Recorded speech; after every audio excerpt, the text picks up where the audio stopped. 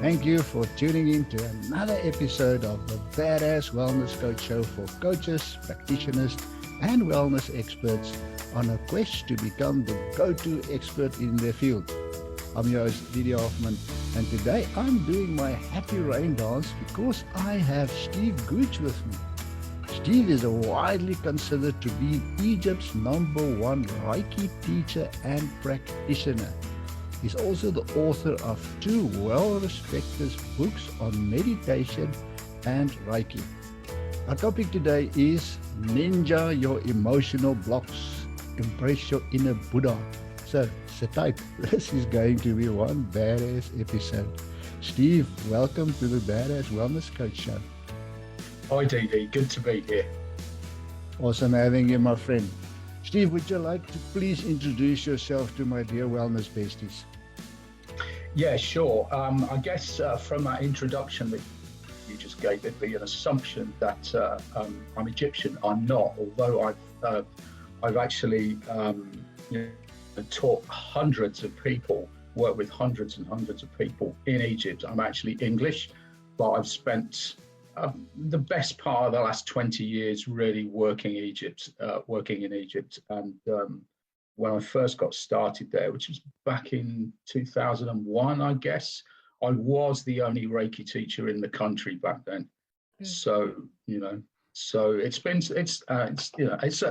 a place I love. It's like my second home. So I'm really comfortable there. So teaching Reiki, I've been teaching Reiki since 1997, back end of 97, written 2 books on Reiki, teach mindfulness meditation. I'm a coach, I'm an artist. I turn my hand to pretty much anything, really. I follow my passions. Oh, that's awesome to hear. I think always, those of us that follow our passions, we make the biggest impact in the world. You've got a very great favorite quote. Would you read it for us and share it with us and then tell us why it's so special to you? Yeah, I guess I didn't come across this quote until it wasn't that long ago, actually. And this is the quote. It's from someone called Sweng San. I'm not sure, but I'm sure he'll forgive me. And this is the quote. Descartes said, "I think, therefore I am." This is where philosophy begins. But if you are not thinking, what? This is where Zen practice begins. And I love that quote. That just sort of, as soon as I read that, I thought, wow, yeah, that really sums everything up, because philosophy, Descartes philosophy is, it's built around that concept of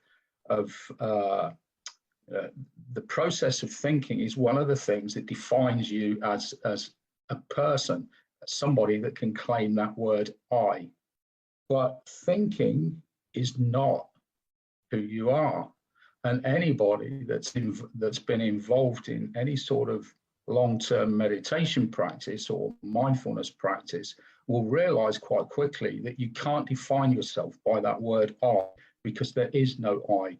That you are not your thoughts. Thoughts are just mental events happening within the clear awareness of your own mind. So who am I is the question that comes up. Descartes was wrong. Thinking is not the definition of who you are. Thinking is something that happens like clouds in the sky. I love that. I really love that. And I love your interpretation of that quote. And yeah, it's so interesting to me. And you mentioned it just now, you have a background as an artist. Yeah. So why are you involved in personal development and the transformational coaching field? How did it evolve from the one to the other? Oh my God. I mean, I know I've been trying to answer this question myself for so long. But my passion, when I was a kid, when I was at school, I mean, the one thing that I was really good at, that I was naturally talented at, was writing, and I wanted to be a writer my whole life. And that's been the sort of constant theme from about the age of 10. Wherever else my life has gone, writing has been the thread through the whole thing. But I was also pretty good as an artist as well. I didn't have that natural talent that I had as a writer, but I was still pretty good. So I went to art college, and actually I studied sculpture. That's the thing that I studied. But at a place called Bath Academy of Art, which was the UK's top art college back then. So I got this very creative aspect to my, of me. There was something that pushed me to pursue these creative endeavors, writing and art. But underneath all of that was this spiritual thing going on as well. And that started really with books that my father had on the bookshelf at home.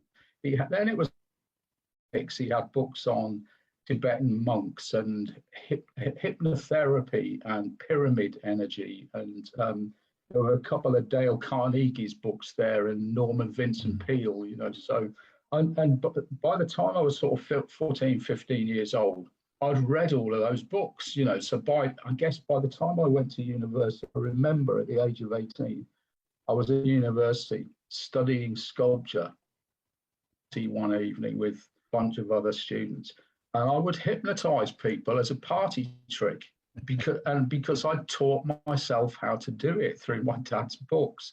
So that's sort of where it all began. Well, I guess really one of the core things that happened for me was that I guess when I was about 5, 6, 7 years old, I remember my father dragging me off to church, me and my little brother. And back in those days, if you went to the Catholic Church, the Mass was in Latin. Well, I don't speak Latin. As a 5, 6-year-old, this was just boring noise going on in the background.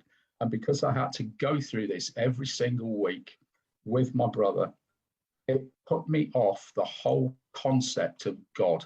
God was not a factor in my life at all from that point onwards.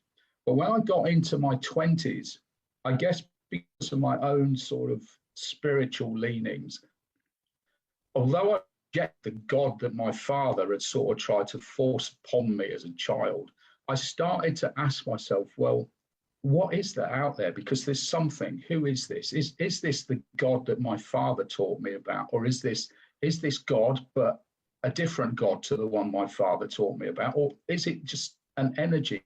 What is this? So I went on this sort of quest, I guess, to search for meaningful answers. And so I guess I came to terms with, my father's understanding of God and the nature of, his religion. I felt a lot more comfortable and sympathetic to his worldview as seen through his religion at that point because of my own quest. So having rejected it all in my early teens, I then came back to it in my 20s and started to broaden that out into a much bigger search. And it's a search that has carried on through my whole life, really. I love that story.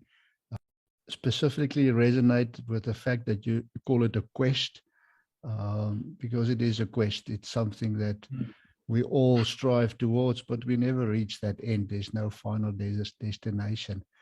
Absolutely. When people work with you, what is the impact that you expect to see in them? Right. Well, crucially, I think the most important thing that I have to say about that is that I don't expect an impact, because as soon as I set that up, it's not going to happen, or I get in the way of it and it becomes less of an impact.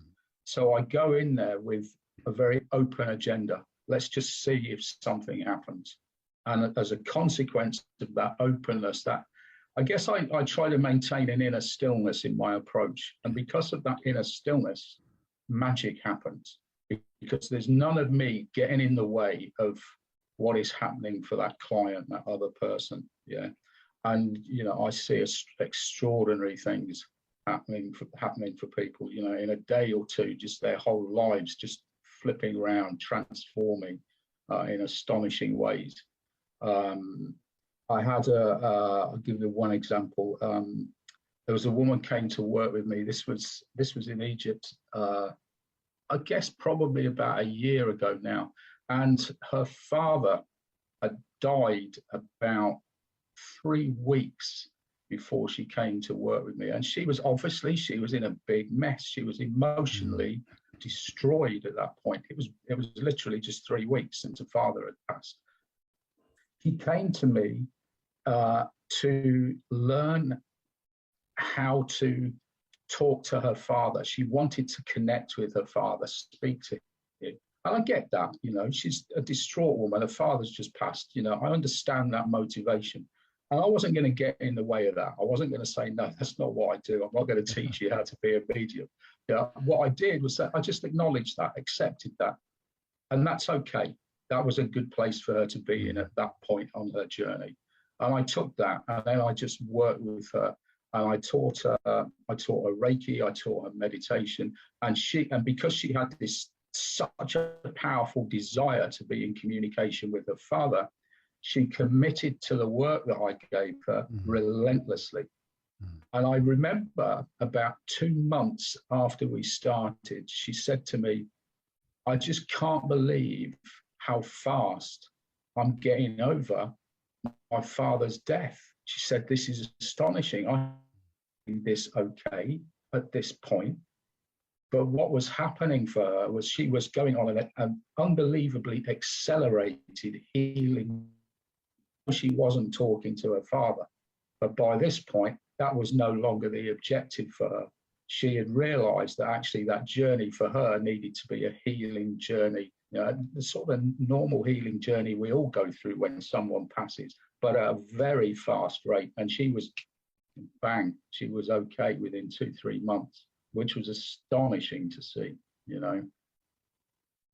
It's always great to hear stories like that, and to hear the impact that, you know, you through the work that you do have on the people that you work with. If someone out here listening to this have something that they want to improve, something that they want to change in their lives, what's the one key thing that they can do? Or is it a long process? Is there something we can start with quickly? Well, I mean, I guess it depends. It depends in part on what it is that they want to transform and how deeply embedded that is. If it's a long-term issue that they've had, maybe childhood trauma that they're trying to deal with, that can take some shifting. That could be quite a long process.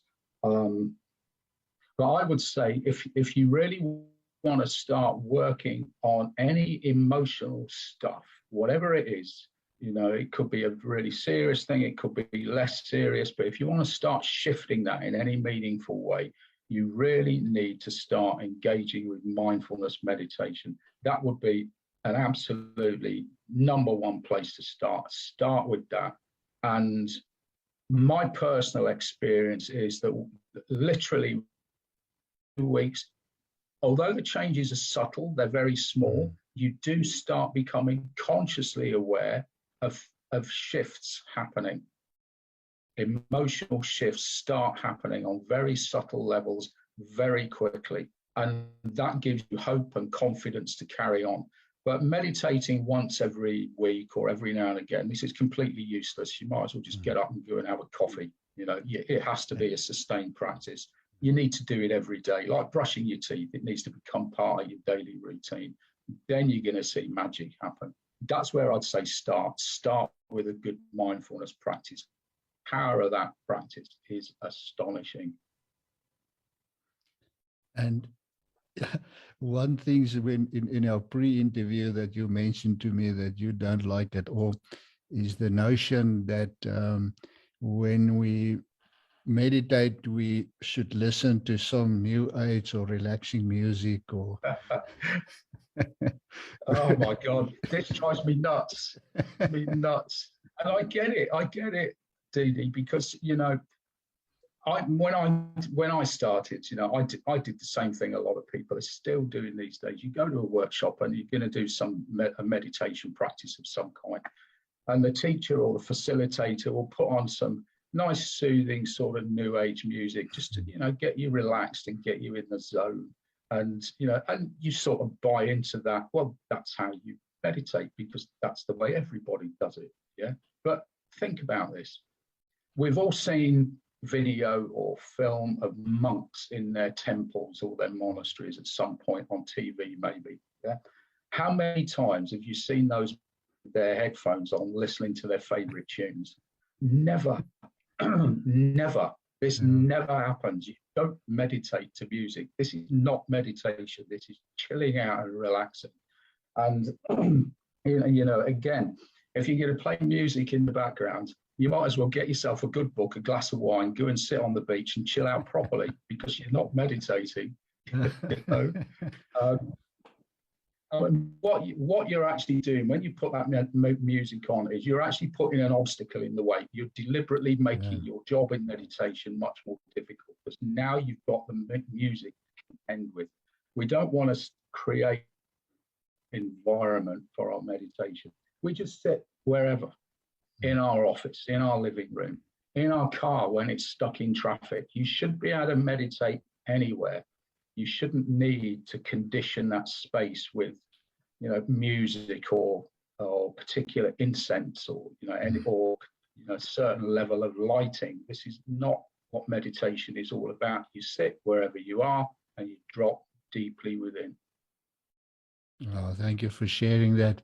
And now I want to get to your second pet peeve, and I want you to go into Reiki after this. But you also said that the concept of Reiki simply being just energy healing also drives you nuts. So can you elaborate on that as well, please? I don't know if it drives me nuts. I guess it does sometimes. But you see, the system of Reiki it's a practice that people, if you ask anybody what Reiki is, any Reiki teacher, any Reiki practitioner, they're going to tell you it's an energy healing discipline. Yeah. Okay, yeah, it is.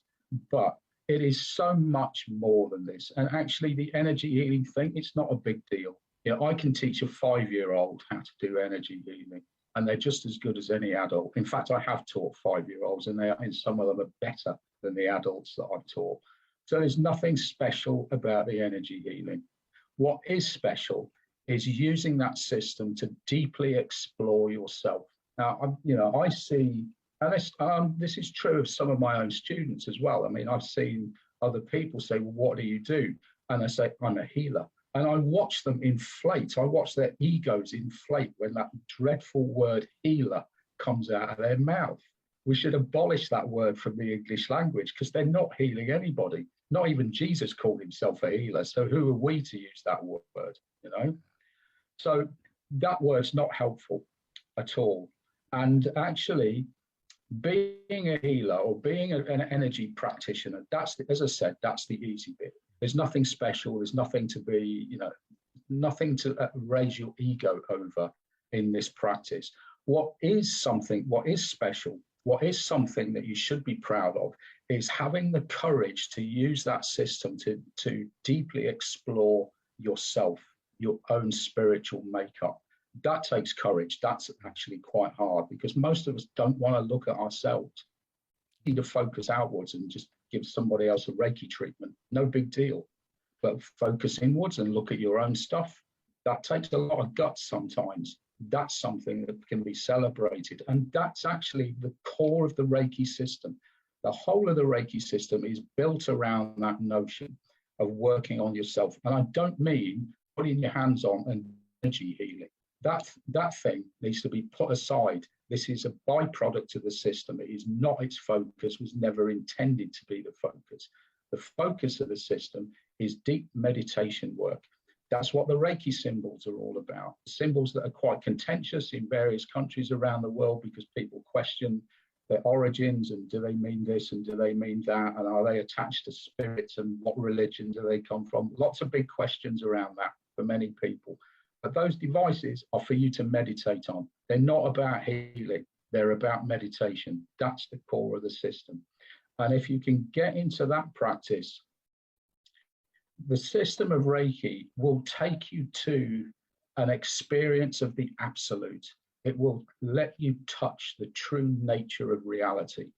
And I've seen that happen with me, with my students. Not a lot. It's not an everyday occurrence, but it does happen. And this is not to do with energy healing. This is to do with meditation. The energy healings are bolt on. I've said to many of my students, if you throw away the energy healing part of the system of Reiki, which you could, you've still got a really good system, actually. Well, that's interesting. I've learned something today. I was also of the notion that it's a healing system primarily. So I really love the fact that you shared that with us. Mm. Can we switch a gear here and look more at that? I want to, for people sitting out there and listening to this and thinking, well, I should work with Steve. Who benefits most from working with you? Is there a specific avatar or specific type of problem? Who will benefit most getting in contact with you? Yeah. I work a lot with people who are suffering from stress and burnout. That's something that I've just had a huge amount of experience with. But also people suffering from a lack of self-love. I was quite astonished when these people just kept coming to me, but would say, please help me with this. And I'd take them through a meditation practice and I'd watch them just dissolve into tears when they realized just how tough they'd been on themselves and how much they didn't love themselves. So that's a big thing. But stress, burnout, lack of self-love, all of these things, these emotional issues, are what I help people with. If you ask me to describe my avatar, and this was not a conscious, creation of mine when I first started. This is just from years of experience. My typical clients tend to be, I'd say 80% of them are women. They tend to be between the ages of 35 and 55. They're usually fairly well educated, good corporate careers, and usually with some sort of spiritual leaning of some kind. That's the sort of tools that I work with. Obviously, being a Reiki teacher and a meditation teacher, I do draw on the spiritual stuff quite a lot as well. But it's heartbreaking to see, the way people suffer. And I don't want to think of a single example of one of my clients right now, because I'm just going to sit here and burst into tears on your show. I don't want to do that. But it's truly heartbreaking. And I just, I love helping people. It's just amazing to see the transformations in people. How is working with you different from working with all the other coaches that does the same thing? What's different? Well, I guess you'd probably be best to ask my clients, but I just do what I do, and I'm really good at what I do. I know I'm good at what I do. And the fact that I'm the #1 trainer in the whole of a country, Egypt, where I spend a lot of my time, is testament to the fact that when it comes to this space, nobody can touch me. Oh, that's cool to hear. Love the confidence in that, and I love the openness about that. We have to sing our own accolades. If we don't do it, nobody else will. Steve, the logistics of working with you, can you tell us a little bit more about that? Yeah, so as I said, I tend to work in Egypt quite a lot. So I do a lot of face-to-face work in Egypt, but I'm actually in the UK right now, my home country. So I'm doing a lot of face-to-face work here as well. But generally speaking, obviously in this interconnected, global environment where we've got the internet, a lot of it is done online these days with clients in other countries. I had an amazing group experience. About 3 weeks ago, actually, I had clients in Jordan, Poland, Cyprus, Egypt, and the UK, all on that one group, and it was amazing. You know, I loved it. But yeah, they can get in touch. People can get in touch with me if they think that you know, they'd like to explore working with me a little bit more. They can email me. They can contact me via LinkedIn. You know, that's probably the best thing to do, LinkedIn or email. Cool. I'll include those in your show notes. I'm a bookworm, so I definitely need you to tell us about the 2 books that already are there, and there's a third one coming. Yeah, the first 2 books. The first book is called Reiki Jin Kei Do, The Way of Compassion and Wisdom, and that came out about 15 years ago, now 16 years ago. And that is a book about the very particular tradition of Reiki that I teach from, which is called Reiki Jin Kei Do, which means the way of compassion and wisdom in Reiki. It is very, very much focused on the spiritual development aspect of the Reiki system. Although we still teach the hands-on healing part, that's still a very big part of the whole practice. So that's what the first book is about. It's a broad outline of that tradition of Reiki, and it is still it is the only book in the English language on that tradition of Reiki. So it's sort of the standard textbook for the tradition. About 2 years after I wrote that, there was a Reiki master in France who published a book in French on Reiki Jin Kei Do. So there's the 2 books now, mine and his book. My second book, which is actually out at the end of July, 29th, I think, is called Mindfulness, Meditation and the Art of Reiki. And that is really takes you to where my current thinking on the practice of Reiki is. And again, although the practice of energy healing is touched on in that book, pretty much it's about meditation. It's about a deep exploration of your own spirituality. It looks closely at the Reiki symbols in a way that has never been looked at before. You know, you won't find this stuff in other books. And a lot of the stuff, I guess, what I've been influenced by in that book mainly are the teachings from my tradition of Reiki, Reiki Jin Kei Do, because within this tradition, it is the only tradition in the world that ancient core teachings that modern secular Reiki was developed from, the esoteric Buddhist practices that modern Reiki came from, are contained within this tradition and only within this tradition. No one else has this stuff.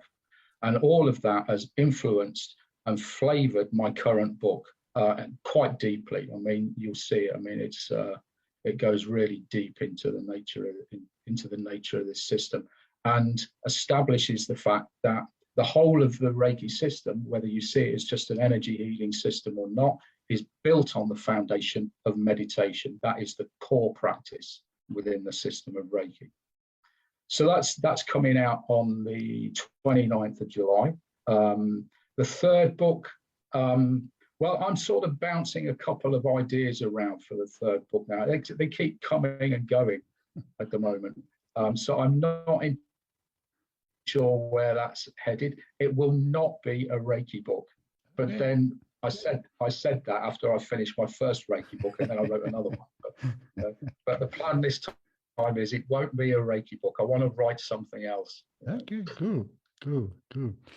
Steve, I think we must get you back at some time when that book is out and we'll just discuss the book.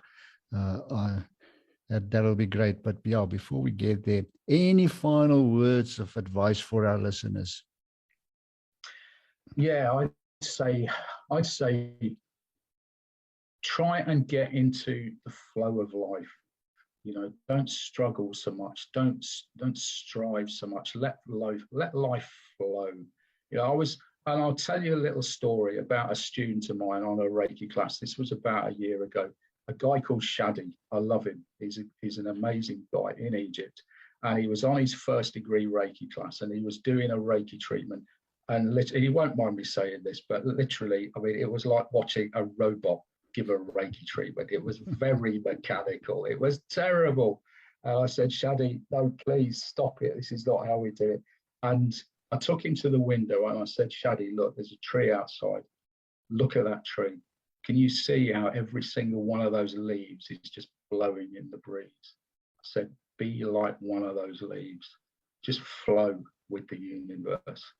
That's all you need to do. I said, if you can get into that one leaf and appreciate the whole of God's creation in the movement of that one leaf, there is no more spiritual journey. You've done it all. Flow with the universe. That's my advice. Get into flow as much as you can. Let go of the worries. Be still and flow. Such great advice. Steve, thank you so much for sharing your passion and your wisdom with us today. We wish you only the very, very best, and may your business and your practice grow and prosper beyond your wildest dreams. My pleasure, and thank you, Di-Di. It was lovely to be here. I really enjoyed it. I hope we can chat again sometime. We most certainly will, my friend. We most certainly will. I'm going to bring you back for that book. We're going to discuss that new book. And there you have it, my dear wellness friends. Another badass episode packed with ideas and inspiration to help you on your quest to run your own perpetual rainmaking system and become the go-to expert in your field. You can get the links mentioned today at badasspreneurs.com/podcast. And thank you so much for listening to the Badass Wellness Coach Show. Please make sure to subscribe and rate the show wherever you are listening right now. It's super easy and it really helps me a ton. Be best, my dear wellness friend. Stay safe, and I'll see you again in the next episode.